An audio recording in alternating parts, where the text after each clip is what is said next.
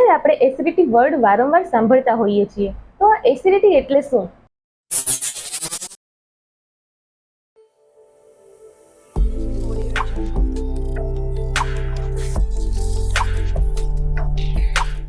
Myself doctor Pooja Doshi from અમૃતાની કેન્દ્ર Rajkot. Acidity એટલે વારંવાર વધુ પડતા ખાટા કે તીખા ઓડકારો આવવા, ગળામાં, છાતીમાં કે પેટમાં બળતરા થવી, માથાનો દુખાવો થવો અને છેલ્લે ત્યાં સુધી કે હાથ પગમાં પણ તેના લીધે બળતરાઓ થવી. તેના કારણો શું છે?